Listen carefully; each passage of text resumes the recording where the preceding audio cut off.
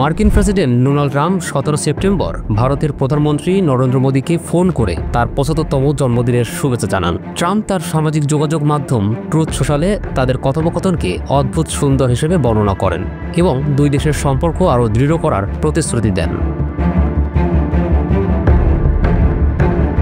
এই কথোপকথন আশা জাগিয়েছিল যে ভারতীয় পণ্যের উপর 50% শুল্ক আরোপের জের ধরে দুই দেশের মধ্যে চলা উত্তেজনা কমতে পারে, কিন্তু তাদের সম্পর্কের নরম ভাব মাত্র 3 দিনের মধ্যেই উড়ে যায়।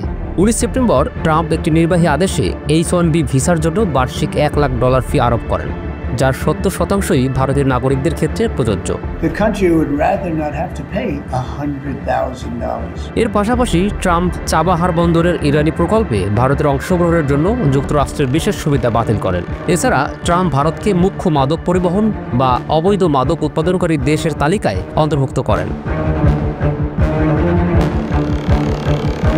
জন্মদিনের শুভেচ্ছা জানানোর কয়েকদিনের মধ্যে ট্রাম্পের নেওয়া এসব ঘোষণা ভারতীয় নীতি নির্ধারকদের বিস্মিত করেছে। লোকসভার বিরোধী দলীয় নেতা রাহুল গান্ধী এটিকে মোদির কূটনৈতিক ব্যর্থতা বলে উল্লেখ করেছেন। মোদিকে ট্রাম্পের এই ধোঁকা নিয়ে নেপালি লেখক, গবেষক, শিক্ষাবিদ ভীম ভোরতেল এশিয়া টাইমসে একটি প্রতিবেদন লিখেছেন। তার নির্বাচিত অংশ তুলে ধরা হলো এখানে। ভীম লিখেছেন, যেসব পদক্ষেপ ট্রাম্প নিয়েছেন সেগুলো কি তিনি ব্যক্তিগতভাবে মোদিকে আঘাত করার জন্য নিয়েছেন, নাকি এগুলো আমেরিকার ফার্স্ট নীতি অনুযায়ী ভারতকে বাণিজ্য অন্যান্য বিষয়ে ছাড় দিতে বাধ্য করার কৌশল? তবে যেভাবেই হোক, এই ঘটনাগুলো দেখাচ্ছে ভারত আমেরিকার উপর খুব বেশি নির্ভরশীল। এটি দিল্লির কৌশলগত অবস্থানকে দুর্বল ও ঝুঁকিপূর্ণ করে তুলেছে। ট্রাম্পের কৌশল এখন অনেকের কাছে পরিচিত। তার কূটনীতির ধরন হলো প্রথমে প্রশংসা, তারপর হঠাৎ চাপ। ট্রাম্পের প্রথম মেয়াদে ভারতের সঙ্গে তার সম্পর্কেও এই ধরন দেখা গিয়েছিল। উদাহরণস্বরূপ 2019 সালে টেক্সাসে হাইডি মোদি এবং পরের বছর মোদির রাজ্য গুজরাটে নমস্তে ট্রাম্প দেখা গেছে। ওই সময় দুই নেতাই একে অপরের প্রশংসায় উদ্দীপ্ত ছিলেন। ট্রাম্প ভারতকে প্রলোভন দেখিয়েছেন, আমেরিকার উৎপাদন চীন থেকে ভারতের দিকে স্থানান্তর করা হবে, কিন্তু তিনি চুপি চুপি ভারতের জিএসপি সুবিধা বাতিল করেছেন এবং ভারতের উপর ইরান থেকে তেল আমদানি কমানোর চাপ দিয়েছেন। ট্রাম্পের দ্বিতীয় মেয়াদে একই ঘটনা আবারও ঘটেছে। আগস্টের শেষের দিকে ভারতীয় পণ্যের উপর 50% শুল্ক আরোপ করা হয়েছে। এটিকে মূলত ভারতের সস্তা রাশিয়ান তেল কেনার জন্য শাস্তি হিসেবে ধরা হয়। 17 সেপ্টেম্বর জন্মদিনের উষ্ণ শুভেচ্ছা জানানোর পর 19 সেপ্টেম্বর H-1B ভিসার ফি বাড়ানো, চাবাহার বন্দরের বিশেষ সুবিধা বাতিল এবং ভারতকে মাদক পরিবহনকারী দেশ হিসেবে তালিকাভুক্ত করার মতো 3টি কঠোর ব্যবস্থা নেওয়া হয়। H-1B ভিসার $1 লাখ ফি চরম বেকায়দায় ফেলেছে মোদী সরকারকে। ভারতীয় নাগরিকরা এই ভিসার প্রায় 73% ধরে রেখেছে। এটি ভারতের তথ্য প্রযুক্তি খাতের জন্য গুরুত্বপূর্ণ। অর্থনৈতিক প্রভাব ছাড়াও এই নীতি ভারতের আমেরিকান প্রবাসীদের মধ্যে মোদীর জনপ্রিয়তাকে ক্ষতিগ্রস্ত করে। চাবাহার সুবিধা বাতিল আরও তীব্র ভূরাজনৈতিক প্রভাব ফেলেছে। ভারত 2024 সালের মে মাসে ইরানের সঙ্গে 10 বছরের পরিচালন চুক্তি স্বাক্ষর করে এই বন্দরে ব্যাপকভাবে বিনিয়োগ করেছে। বন্দরটি আফগানিস্তান ও মধ্য এশিয়ার সঙ্গে সরাসরি সংযোগ স্থাপন করে, পাকিস্তানকে বাইপাস করে এবং চীনের প্রভাবকে সামলায়। 2018 সালে ট্রাম্পের প্রথম মেয়াদে দেওয়া মার্কিন বিশেষ ছাড় এই প্রকল্পকে নিষেধাজ্ঞা থেকে রক্ষা করেছিল। হঠাৎ সেই ছাড় বাতিলের ফলে $50 কোটি ভারতীয় বিনিয়োগ ঝুঁকির মুখে পড়েছে। মাদক পরিবহনকারী দেশ হিসেবে তালিকাভুক্তি ভারতের বৈশ্বিক ভাবমূর্তিতে ছায়া ফেলেছে। মোদী নিজেকে যখন বিশ্বগুরু হিসেবে তুলে ধরতে চান এবং ভারতকে একটি দায়িত্বশীল শক্তি হিসেবে প্রমাণ করতে চান, ঠিক সেই মুহূর্তে এই তালিকাভুক্তি দিল্লির জন্য বিব্রতকর হয়ে উঠেছে। এসব পদক্ষেপ স্পষ্টভাবে দেখায় ট্রাম্প বাণিজ্য আলোচনার আগে ভারতের ওপর চাপ বাড়াতে চাচ্ছেন। তিনি চাচ্ছেন ভারত রাশিয়ান তেল আমদানি কমিয়ে দিক। ভারত এখনও রাশিয়ান অস্ত্র ও শক্তির উপর নির্ভরশীল। ভারত এখনও ব্রিক্স দেশগুলোর মাধ্যমে ডলারহীন বাণিজ্য করছে। চাপ বাড়িয়ে ট্রাম্প ভারতের এই সুবিধা সীমিত করতে চাইছেন।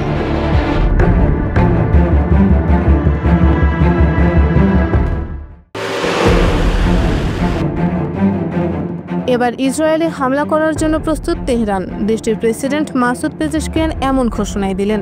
এদিকে রাশিয়ার সঙ্গে $2,500 কোটি পারমাণবিক প্রকল্প চুক্তি করেছে ইরান, যা ইরান ইসরায়েল বৈরী সম্পর্ককে নতুন করে তাতিয়ে তুলছে। বিশেষজ্ঞরা বলছেন ইরান এবার নিজেদের গুছিয়ে নিয়েছেন। যে কোনো সময় ইসরায়েলে হামলা করে বসতে পারে খামেনির দেশ। জাতিসংঘ অধিবেশনে ইসরায়েলের প্রধানমন্ত্রী নেতানিয়াহুকে বিশ্ব নেতারা যেভাবে বয়কট করার উদাহরণ তৈরি করেছেন, তাতে ইরান আরও বেশি সাহসী হয়ে উঠেছে বলে মন্তব্য ভাসছে সমাজ পাতায়। এদিকে ইরানের দক্ষিণাঞ্চলে 4টি পারমাণবিক বিদ্যুৎ কেন্দ্র নির্মাণে $2,500 কোটি চুক্তি সই করেছে তেহরান ও মস্কো। ইরানের সরকারি গণমাধ্যম এমন প্রতিবেদনই প্রকাশ করেছে। এই চুক্তির খবর এমন এক সময় এসেছে যখন জাতিসংঘের নিরাপত্তা পরিষদে চীন ও রাশিয়ার সমর্থিত একটি প্রস্তাবের উপর ভোটাভুটি হতে চলেছে। প্রস্তাবে ইরানের পারমাণবিক কর্মসূচির কারণে দেশটির উপর আন্তর্জাতিক নিষেধাজ্ঞা ফিরিয়ে আনার বিষয়টি অন্তত 6 মাসের জন্য বিলম্বিত করার আহ্বান জানানো হয়েছে। তেহরানের ইরনা সংবাদ সংস্থা জানিয়েছে, এই চুক্তির আওতায় হরমুজগান প্রদেশের সিরিক শহরে 4টি নতুন ইউনিট নির্মাণ করা হবে। প্রদেশটি সংযুক্ত আরব আমিরাত এবং ওমানের কাছে অবস্থিত। রাশিয়ার রাষ্ট্রায়ত্ত পারমাণবিক সংস্থা রোসাটম ইরানে ছোট পারমাণবিক বিদ্যুৎ কেন্দ্র নির্মাণে একটি সমঝোতা স্মারক সই করার ঘোষণা দিয়েছিল, তবে সেখানে কতগুলো কেন্দ্র হবে তা বলা হয়নি। রাশিয়ার সঙ্গে ইরানের ঘনিষ্ঠ সম্পর্ক রয়েছে। ইরানের পারমাণবিক স্থাপনায় যুক্তরাষ্ট্র ও ইসরায়েলের হামলার তীব্র সমালোচনা করেছিল মস্কো। ওই সময় ইসরায়েল দাবি করেছিল ইরান পরমাণু অস্ত্র অর্জনের পথে, যদিও তারা কোনো প্রমাণ দেখায়নি।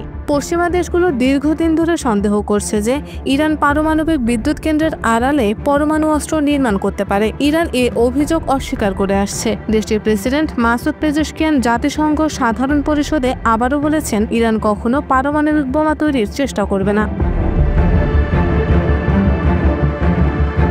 অন্যদিকে ইরানের প্রেসিডেন্ট মাসুদ পেজেশকিয়ান বেশ আগেই ঘোষণা দিয়েছিলেন, ইসরায়েল যদি ইরানের ওপর যুদ্ধ চাপিয়ে দেয় তবে তার দেশ তা মোকাবেলা করতে প্রস্তুত।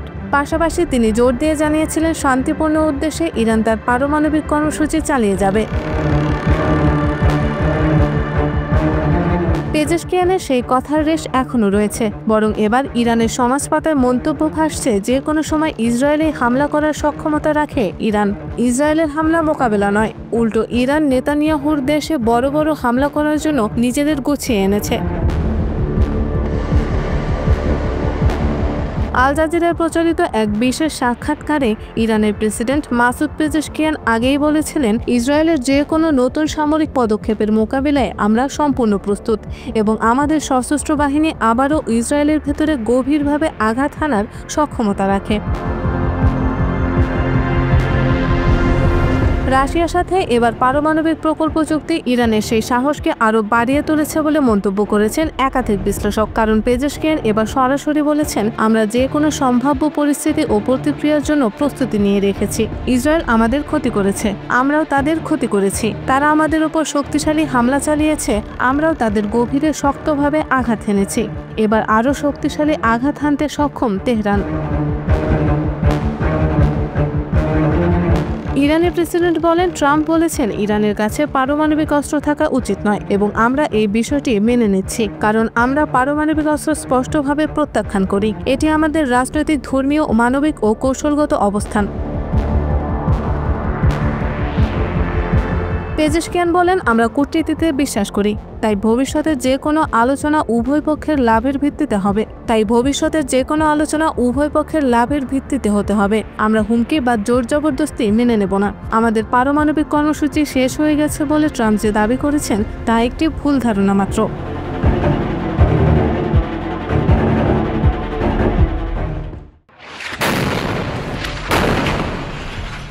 গাজায় রাতের অন্ধকারে ইসরায়েলের বিমান হামলায় একই পরিবারের 9 জন মানুষ একসাথে প্রাণ হারায়। কয়েক মুহূর্ত আগেও যাদের ঘর ছিল তারা এখন কেবল ধ্বংসস্তূপে, নামহীন ছায়া।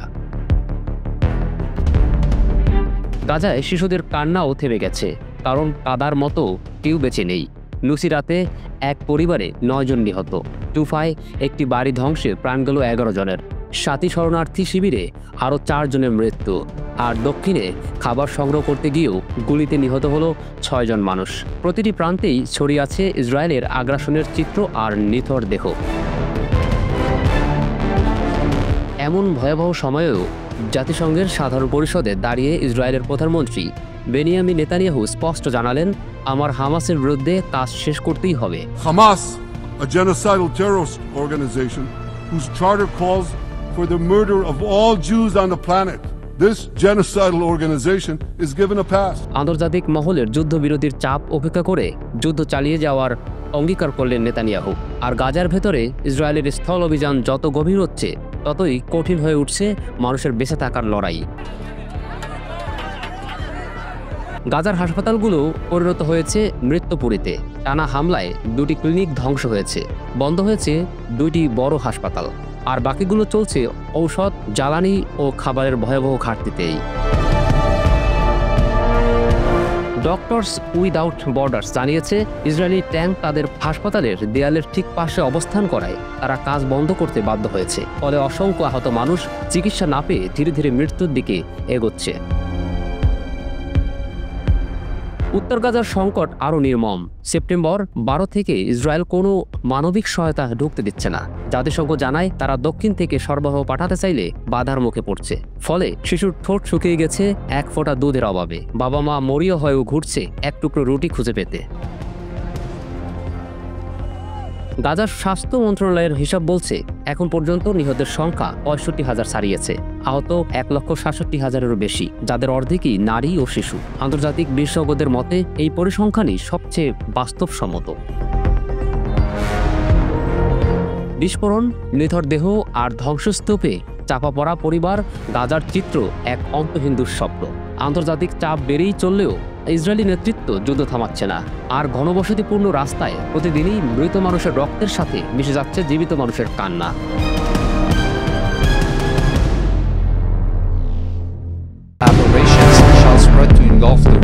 ইরানের পারমাণবিক কর্মসূচি নিয়ে 1 দশক আগে আরোপিত জাতিসংঘের অর্থনৈতিক ও সামরিক নিষেধাজ্ঞা পুনরায় কার্যকর হচ্ছে।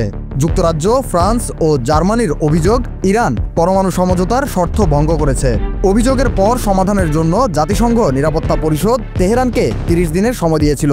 সময়সীমা শেষ হওয়ায় রোববার মধ্যরাত থেকে নিষেধাজ্ঞা পুনঃপ্রযোজ্য হচ্ছে। ইউরোপের 3 পরাশক্তির অভিযোগ, ইরান 2015 সালের পরমাণু চুক্তির শর্ত মানেনি।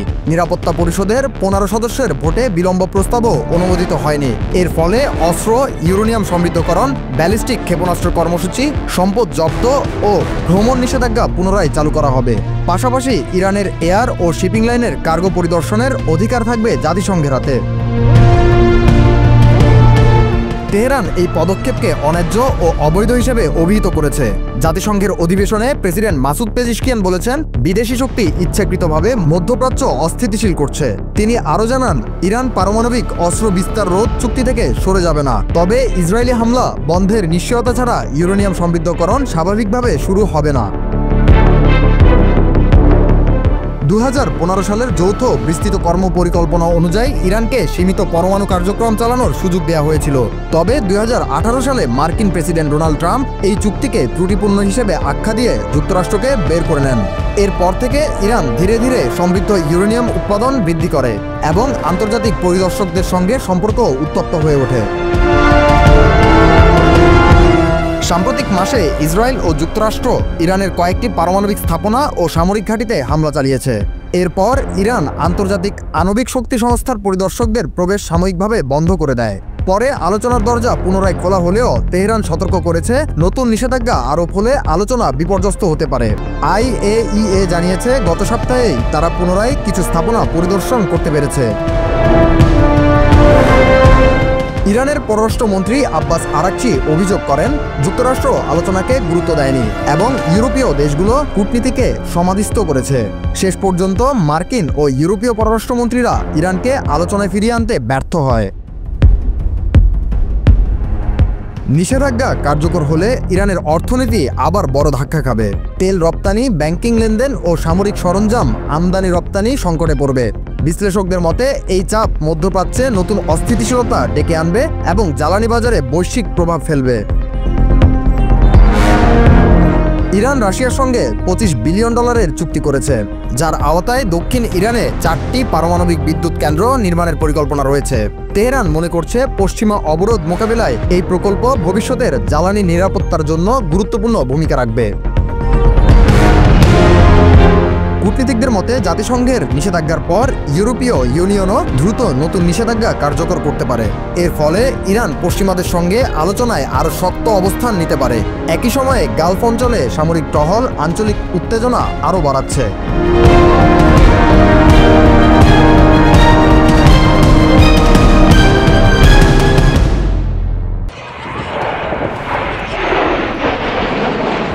উত্তর কোরিয়ার আকাশে ঝড় উঠেছে। কিম জং উন ঘোষণা করেছেন দেশকে রক্ষার জন্য পারমাণবিক বোমা মোতায়েন করা হবে। এই শক্তি প্রদর্শন শুধু হুমকি নয়, বরং দেশের সার্বভৌমত্ব রক্ষার এক অনিবার্য প্রতীক। তিনি আরও ঘোষণা দিয়েছেন সব পারমাণবিক স্থাপনা গোপন রাখা হবে, কেন্দ্রগুলোতে নিয়মিত পরীক্ষা চালানো হবে, কর্মকর্তাদের প্রতিদিন অনুশীলন বাধ্যতামূলক, আর সব সিদ্ধান্তের জন্য তার অনুমোদন লাগবে। এই নীতিগুলো তার কঠোর নিয়ন্ত্রণ ও সতর্কতা প্রকাশ করেছে। শুক্রবার কিম জং উন পরমাণু বিজ্ঞানী ও সামরিক কর্মকর্তাদের সঙ্গে বৈঠকে নতুন পারমাণবিক কৌশলের কথা বলেছেন। তার বক্তব্যের সঙ্গে ছিল অদ্ভুত দৃঢ়তা ও আত্মবিশ্বাস, যেমন সবকিছু তার নিয়ন্ত্রণে আছে আর কোনো শত্রুই তাকে থামাতে পারবে না। তিনি জোর দিয়ে বলেছেন দেশের নিরাপত্তা রক্ষার একমাত্র পথ হলো পারমাণবিক প্রতিক্রিয়া। বৈঠকের সময় কিম জোর দিয়ে বলেছেন পারমাণবিক শক্তি দেশের শান্তি ও নিরাপত্তার একমাত্র আশ্বাস। কিন্তু তার আচরণে ছোট ছোট কিছু অদ্ভুত দিক ছিল। বক্তব্যের এক পর্যায়ে তিনি হেসে ওঠেন, ঠিক তার পর মুহূর্তেই রূঢ় কণ্ঠে সবাইকে সতর্ক করে দেন। বিজ্ঞানীরা এবং সামরিক কর্মকর্তারা জানতেন এই অদ্ভুত আচরণ কেবল শাসকের ব্যক্তিত্ব নয়, এটি একটি মানসিক কৌশল যা আলোচনায় চাপ সৃষ্টি করে। এসিএনএ জানায় কিম পারমাণবিক অস্ত্র ক্রমাগত উন্নত ও নবায়ন করতে চায়, কিন্তু শুধু কথায় নয়, তার অদ্ভুত ঘাড় নেড়ে হঠাৎ বসা বা দৃষ্টিকোণ পরিবর্তনের মাধ্যমে তিনি উপস্থিত সবাইকে বারবার মনে করিয়ে দেন এখানে কেবল নিয়মিত আলোচনায় নয়, শক্তির সক্ষমতা নিয়েও সিদ্ধান্ত নেওয়া হচ্ছে। দক্ষিণ কোরিয়ার সংবাদ মাধ্যম জানিয়েছে কিম নতুন পারমাণবিক পরিকল্পনার কথা বলেছেন, কিন্তু স্পষ্টভাবে প্রকাশ করেননি। বৈঠকের শেষের দিকে হঠাৎ তিনি ঘরের একপাশের ভিজুয়াল মডেলের দিকে তাকিয়ে বলেন, যেখানে আমাদের অস্ত্র সেখানেই আমাদের নিরাপত্তা। সভায় উপস্থিত সবাই বুঝতে পেরেছিলেন এখানে শুধু কৌশল নয়, মানসিক প্রভাবও সমান গুরুত্বপূর্ণ। কিম জং উন পুনর্ব্যক্ত করেছেন আমেরিকার সঙ্গে আলোচনার দরজা এখনো খোলা, তবে পারমাণবিক অস্ত্র ত্যাগের অযৌক্তিক দাবি ফিরে এলে উত্তর কোরিয়ার প্রতিরোধ অটুট থাকবে। তার আচরণ কঠোর হয়ে ওঠা, হঠাৎ হাসি অথবা দীর্ঘ নীরবতা সবই তার নীতি ও ব্যক্তিত্বের রহস্যকে প্রকাশ করছে। শেষে তিনি জোর দিয়ে বলেন, আমরা কখনো আমাদের পারমাণবিক অস্ত্র ত্যাগ করব না।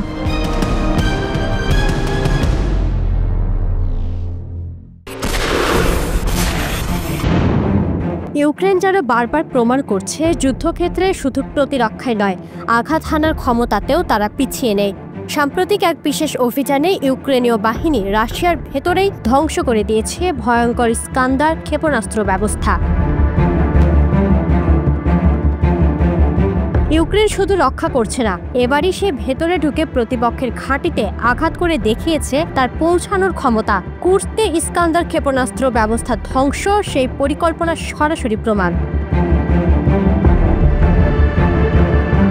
রাতের আধারে চুপিসারে এগিয়ে গিয়েছিল ইউক্রেনের স্পেশাল অপারেশন ফোর্স। টার্গেট একটাই, রাশিয়ার কুর্স্ক অঞ্চলে লুকিয়ে রাখা ভয়ঙ্কর ইস্কান্দার ক্ষেপণাস্ত্র ব্যবস্থা।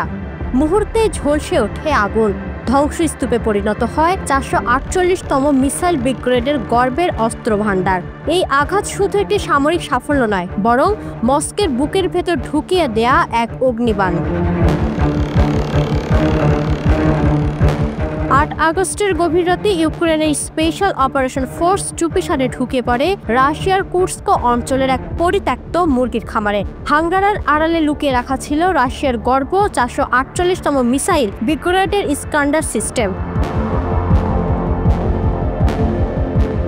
এক ঝটকায় বিস্ফোরণে কেঁপে ওঠে চারপাশ। ধ্বংস হয় 5টি পরিবহন, লোডিং যান, একটি স্কান্ডার লঞ্চার ও ফ্যান্টাসির S-1 প্রতিরক্ষা ব্যবস্থা। আগুনে পুড়ে ছাই হয় গুদাম ঘর ও সরঞ্জামও। ইউক্রেনের জেনারেল স্টাফ পরে জানায়, আমরা রাশিয়ার আগ্রাসন ঠেকাতে অসমিত ও সংবেদনশীল আঘাত চালিয়ে যাচ্ছি।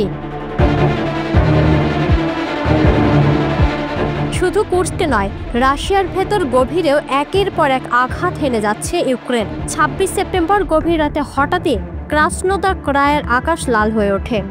আফিফস্কি তেল শোধনাগারে ইউক্রেনীয় ড্রোন হামলায় দাউ দাউ করে জ্বলে ওঠে আগুন। মাইলের পর মাইল দূর থেকেও দেখা যায় সেই শিখা। এর আগেই 24 সেপ্টেম্বর রাতে কেঁপে ওঠে বাসকোর্টিস্তান ও ভোলগোগ্রাদ। একদিকে তেল শোধনাগার, অন্যদিকে তেল পাম্পিং স্টেশন, দুটোই ইউক্রেনীয় হামলার ক্ষতিগ্রস্ত। একই রাতে আগুন লাগে ভোলোজকের ড্রোন উৎপাদন কেন্দ্রে এবং বিস্ফোরণে কাঁপে গ্যাস প্রক্রিয়াকরণ কারখানা। 23 সেপ্টেম্বরের রাতও ছিল ভয়াবহ। ব্রিয়ানস্কো ও সামারা অঞ্চলে দুটি তেল স্থাপনায় ইউক্রেনীয় ড্রোনের হামলায় আগুন ছড়িয়ে পড়ে, আর দখলদার ক্রিমিয়ার কাঁচা বিমান ঘাঁটিতে থাকা দুটি রুশ বিমান ধ্বংসস্তূপে পরিণত হয়। রাশি স্থল ও বিমান ঘাঁটি এখন আর নিরাপদ নয়। একটার পর একটা আঘাতে কেঁপে উঠছে সাম্রাজ্যের ভিত। ইউক্রেন যেন স্পষ্ট করে বার্তা দিচ্ছে, তারা পিছিয়ে যাবে না, থামবেও না। প্রতিটি বিস্ফোরণ, প্রতিটি শিখা যেন বিশ্বের কানে কানে বলে দিচ্ছে, সার্বভৌমত্ব রক্ষার লড়াইয়ে তাদের একমাত্র জবাব প্রতিরোধ, আর সেই প্রতিরোধ চলবে শেষ নিঃশ্বাস পর্যন্ত।